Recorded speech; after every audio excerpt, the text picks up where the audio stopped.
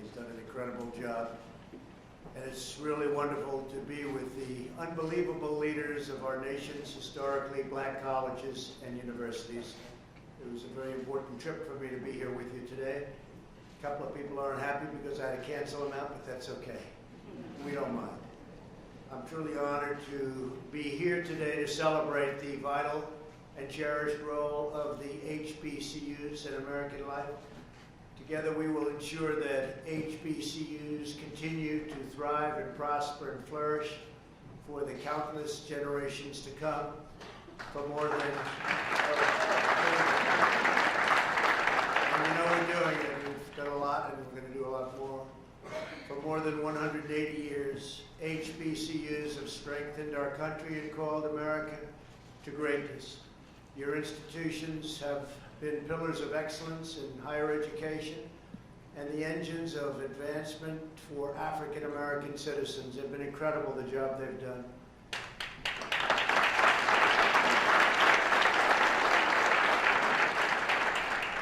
You have shaped American leaders, trained American legends, pioneered American innovations, empowered American workers, built American communities, and you've made all of America very proud of you and the job you've done and all of those great students that have learned so much from your wisdom. Thank you very much. This nation owes a profound and enduring debt of gratitude to its HBCUs.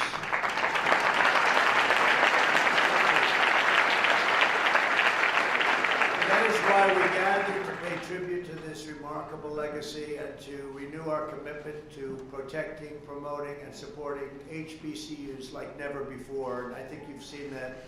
You've seen this administration's commitment, bigger and better and stronger than any previous administration by far. So it's very important. My administration is determined to fight for you and the noble institutions you represent each and every day. We're grateful to be joined this afternoon by a tireless supporter of HBCU Secretary Betsy DeVos, who's in the audience sometime. Thank you, Betsy. Thank you. I also want to recognize our terrific Executive Director of the White House HBCUs Initiative, Jonathan Holyfield.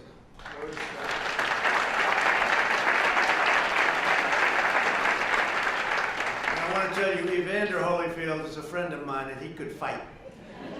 You always knew when you went in the ring with Evander, he may be 50 pounds lighter, but you knew it was going to be a tough night out there for you. But it was something. I just spoke with my board of advisors for HBCUs, and let me thank our amazing chairman, Johnny Taylor. Johnny, thank you very much.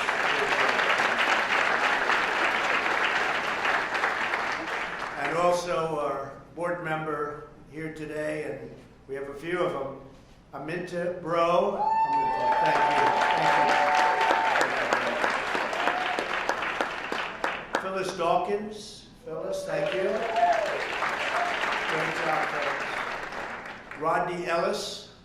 Rodney, thank you. Thank you very much, Rodney. Marshall Grigsby. Thank you, Marshall. Thank you. Nicholas Justice. Thank you. Ronald Johnson. Thanks, Ronald. Thank you. Harold Martin. Thank you, Harold, very much. Bernard Milano. Connie Rath and Billy Hawkins. Thank you. Thank you all. And Billy, I will always remember the Talladega Marching Band in my inaugural parade. That was something. You topped them all. That's a great group. Thank you very much. They were fantastic. This afternoon, we are also thrilled to be joined by more than 40 students who were selected as the 2019 White House HBCU Competitiveness Scholars. Would you please stand so that we can congratulate you and applaud?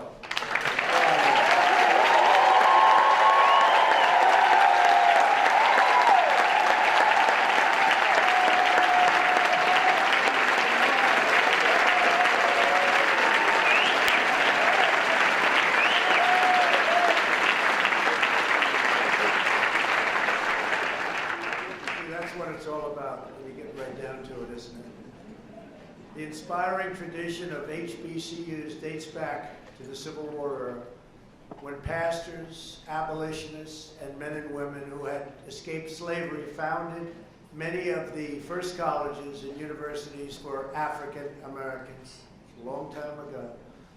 In 1861, a free African American woman, Mary Peak, taught 20 students under an oak tree near Union Base in Virginia. That tree still stands tall and mighty on the campus of Hampton University.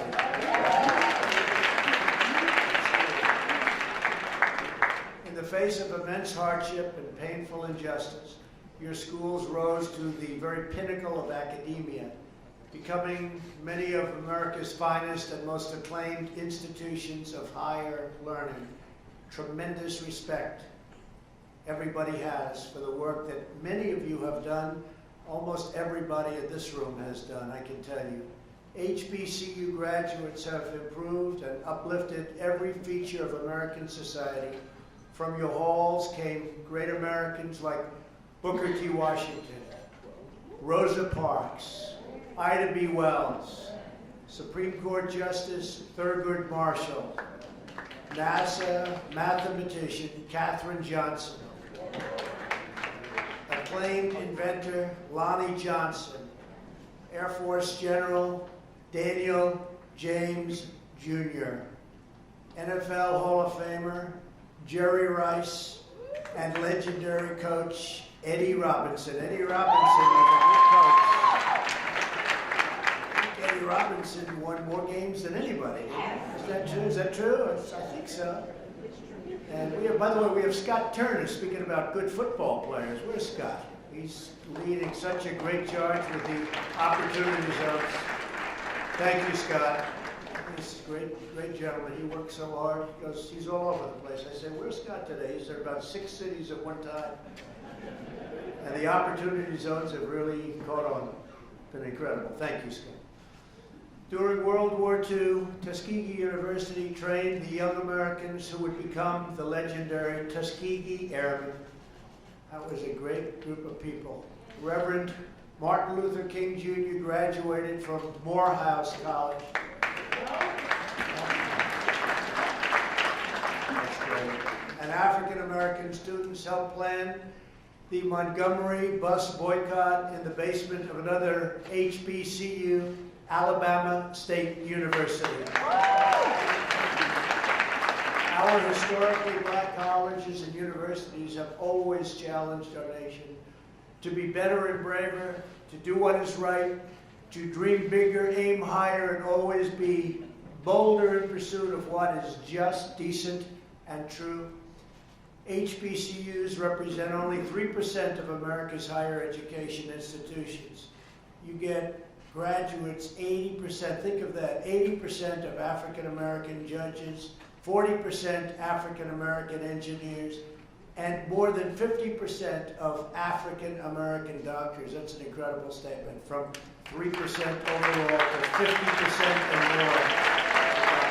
That's an incredible statistic. It's an incredible achievement. My administration is deeply devoted to advancing this amazing legacy of success, commitment, and contribution to our nation. You have never stopped working to improve this country, and you deserve a government. You have to just keep going. You really do deserve a government that never stops working for you, and you never stop working for it. You're amazing people in this room, incredible people, and I congratulate you for it.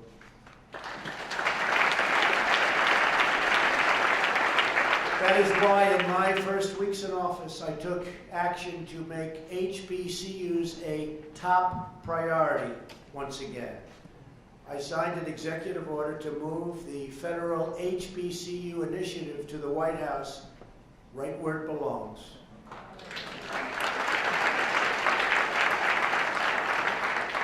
Over the past 2.5 years, we have listened and learned from you, and we have taken very, very major action. I think you know that. I signed legislation to increase federal funding for HBCUs by a record 13%. That was the highest ever done.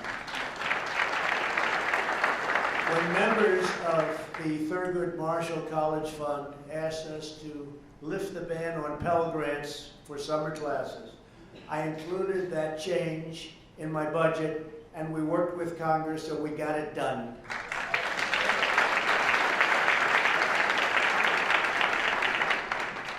And, you know, we had a little opposition to getting that done, I must tell you. But we got it done. In the fall of 2017, we met with leaders of HBCUs devastated by Hurricane Katrina, Dillard University, Southern University at New Orleans, Tougaloo College, Xavier University of Louisiana.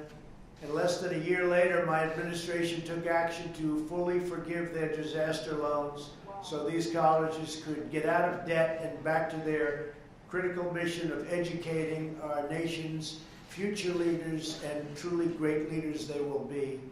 So congratulations.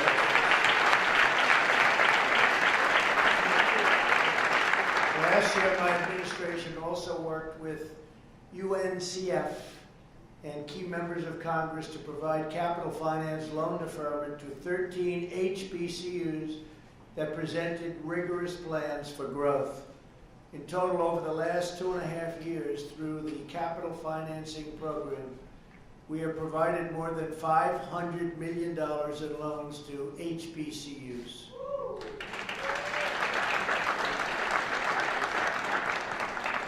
A very good interest rate, I might add. Right here in our nation's capital, we delivered an additional grant of $15 million to the only federally chartered HBCU, a great school with a great reputation that was already mentioned once today, Howard University. I signed a farm bill that included more than $100 million for scholarships, research, and centers of excellence at historically black colleges and universities that are land-grant institutions, $100 million. And thanks to Secretary DeVos' leadership and her work with many of you, we've also made unprecedented progress to reduce unnecessary regulatory burdens so that your institutions are free to innovate and offer more flexible options for the students. And you're doing that. You're doing a lot of great options. I looked at some before. You've got a lot of really great options, and that's what you need. Today, I'm thrilled to announce another major action we're taking to protect HBCUs. Previously, federal law restricted more than 40 faith-based HBCUs and seminaries from fully accessing federal support for capital improvement projects. This meant that your faith-based institutions, which have made such extraordinary contributions to America, were unfairly punished for their religious beliefs. Did we know that? Did everybody know that? Because that was not good. This week, our Department of Justice has published an opinion declaring such discriminatory restrictions as unconstitutional.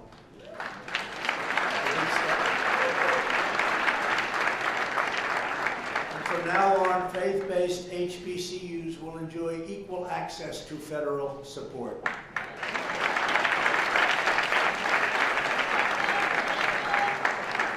When I came into office, I directed the entire federal government to develop a strategy to support historically black colleges and universities.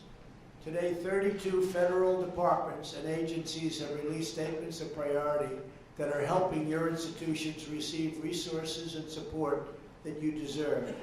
To give just a few examples, NASA is expanding outreach to HBCU students who want to become scientists, engineers, and even astronauts. I don't know about the astronaut. I don't want to be an astronaut. How about you?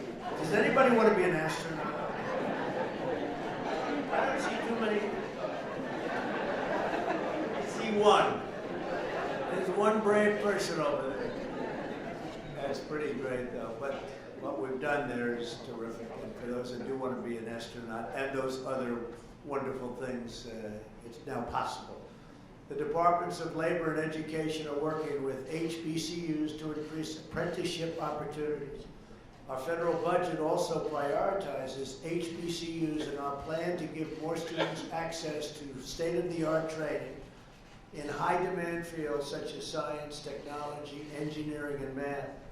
We want to help each student have the experience they need to get a tremendous job, enjoy a rewarding career, and join our great national effort to rebuild America, which is what we're doing. The fierce dedication to strengthening HBCUs is a core part of my administration's unwavering focus on the project of national renewal. We are working every day to make decisive decisions so that we can really avoid many of the failures of the past. There have been so many failures, it just didn't work. And a lot of that's been our government's fault. They didn't allow it to work. We're fixing decades of mistakes made by politicians in both parties who put the needs of other countries before our own country and who put special interests before the interests of everyday, hardworking Americans.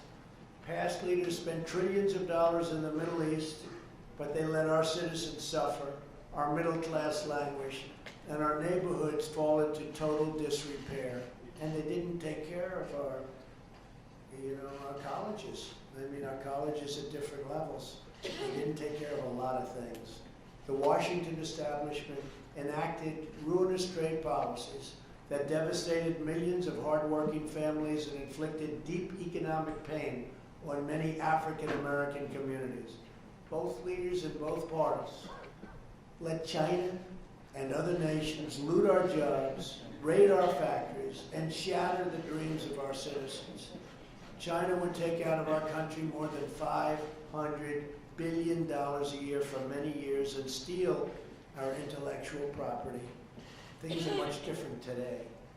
More than 500,000 African Americans lost good-paying manufacturing jobs after a twin disasters of NAFTA and China's entrance into the WTO, that's the World Trade Organization.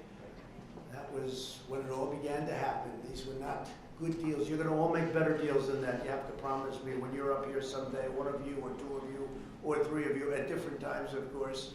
You'll be up here. We don't do any tries over here, right? But you'll be at different times, but you'll do much better than the past. But under this administration, the era of economic surrender is over.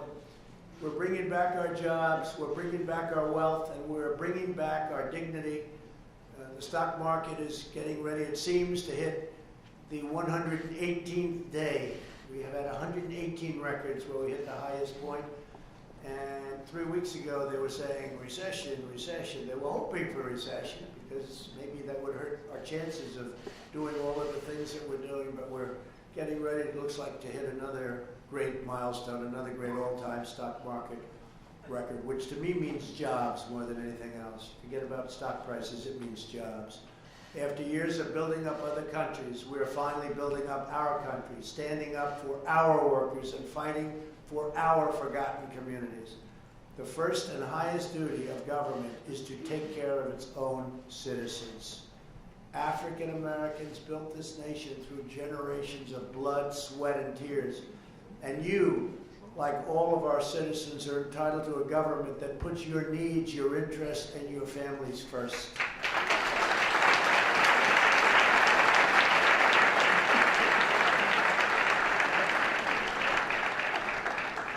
The first agenda and the America First agenda is about the sacred bonds of love and loyalty that unite all Americans. That is why we're joining forces with HBCUs to invest in the workforce of the future. Our pledge to the American worker has already secured commitments for 13 million employment and training opportunities for American citizens. It's been an incredible success. We're getting people off of the sidelines and back into the game. Last month alone, nearly 600,000 Americans entered the labor force. You read that just the other day. To unleash small business creation and produce millions of jobs, we passed massive tax cuts and launched a historic regulatory reduction campaign. We cut more regulations than any president in history, even though they've been there for, in many cases, a lot longer than I have. Thanks to these pro-American trade, tax, and regulatory policies, the economy is booming and wages are rising, and our country is very much respected again. Last month, the unemployment rate for African Americans hit yet another all-time historic low. In the history of our country, it's the lowest number we've ever had.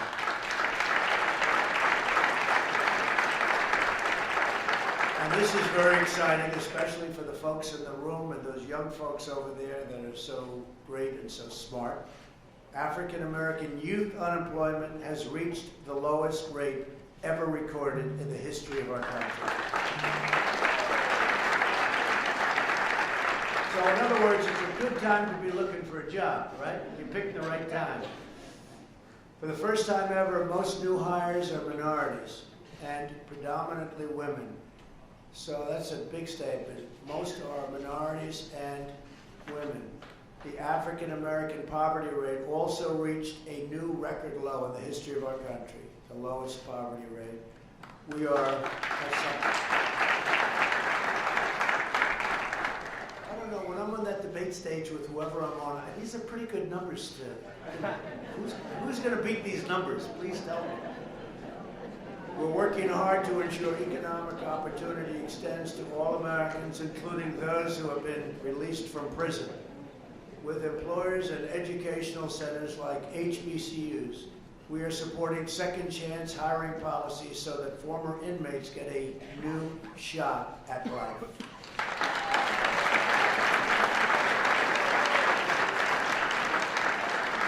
And we're very proud of this. I have to say that it's never been like this before. There's never been anything where you get out of prison and they weren't able to find jobs. They had that stigma. They weren't able to find a job. Nobody would hire them. And today, a lot of it has to do with the fact that the employment numbers are just about record low for our country. And it's been incredible. The success has been incredible. And the quality has been incredible. So many employers are saying, I wish I knew about this. I would have started it years ago. So it's been an incredible time. And there's never been a time like it as far as people getting out of prison and getting a real shot at life. So we're very proud of that. This is just one more way that we live by those two simple and really crucial rules: buy American and hire American. For this reason, we are also pursuing immigration reforms to protect jobs and wages for American workers, especially those who have been left behind. We're fighting to give every parent of every student access to school choice because no American child deserves to be trapped in a failing school. To remedy unfair sentencing laws that disproportionately hurt African Americans, last year I proudly signed groundbreaking Criminal Justice Reform into law, a bipartisan First Step Act. So we signed that just recently. We were never able to get it, and we got it. We've taken historic action to confront the opioid crisis, and last year our nation saw the first decline in drug overdose deaths in more than 30 years. My administration has such a big thing, such a problem for our country, and such a problem for countries all over the world. It's a tremendous problem, the drug problem. My administration has also launched an unprecedented campaign to spur investment and revitalization in our country's most underserved communities. Under this vital initiative, America's governors have designated nearly 9,000 communities as opportunity zones, and that's where Scott has been so incredible. About half of all of the HBCUs are located in these opportunity zones. Scott, come up here for a second. Just come up. This guy is so unbelievable. He's so unbelievable, the job he's doing. I only asked, do you sleep? But they asked me that question too. Do you sleep? He sleeps, I think, maybe less than I do. Come on up, Scott.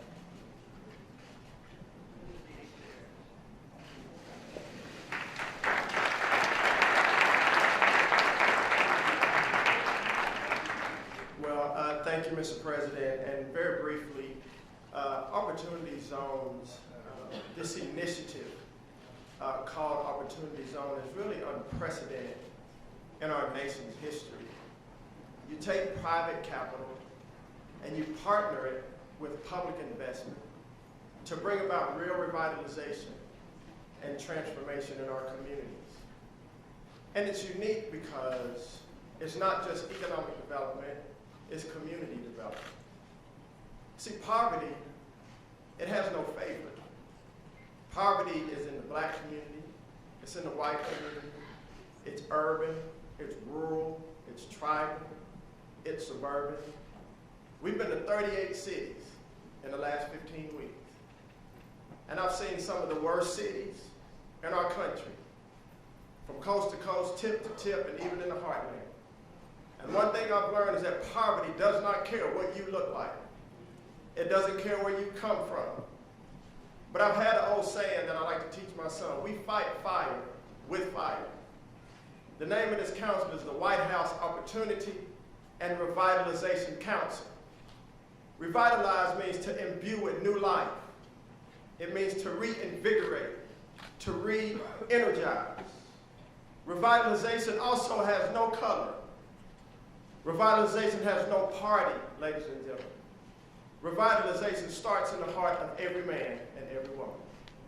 And our goal here, our mission, and thank President Trump and his administration for the courage and the vision for this. Our mission is, yes, it's job creation, it's new businesses, it's housing, but it is the eradication of poverty in our nation, a systemic problem that has crippled this nation for a long time. And we're here and we need all of you. We spoke to the HBCU conference yesterday. We need everyone in this room, one, to pray for our leadership, to pray what we're doing. And number two, see how you can get involved to bring about revitalization where you live. Doesn't matter, black, white, Democrat, Republican, doesn't matter. Revitalization starts in the heart. I'm grateful to steward this council, and I'm going to try to reach as many people as we can. Because at the end of the day, long after all of us are gone to glory, this has to have a generational impact, and history will tell the story. Revitalization.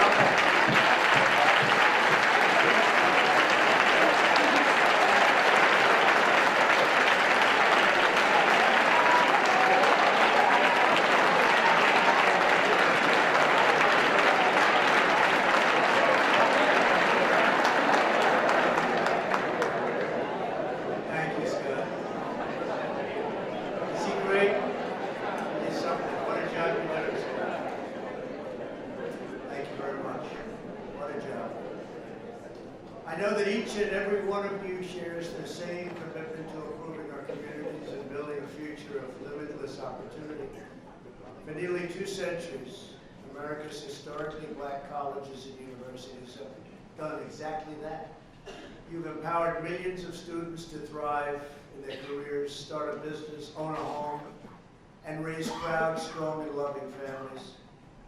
That is your magnificent legacy, and that is the mission we are determined to help you carry on. We're right by your side. So together with historically black colleges and universities, we will power this nation to new heights, heights like nobody would have imagined. We will reward hard work and innovation in every field. We will champion freedom, justice, equality, and opportunity for all. We will pursue greatness together as communities, as citizens, and one United States of America. Every day of my presidency will strive to give every child of every background and every race, religion, color, and creed the best chance to reach that beautiful American dream. As we do, I pledge that we will always support the institutions which help make these goals possible. Our nation's wonderful HBCUs. We will never let you down, and we will never stop fighting for you.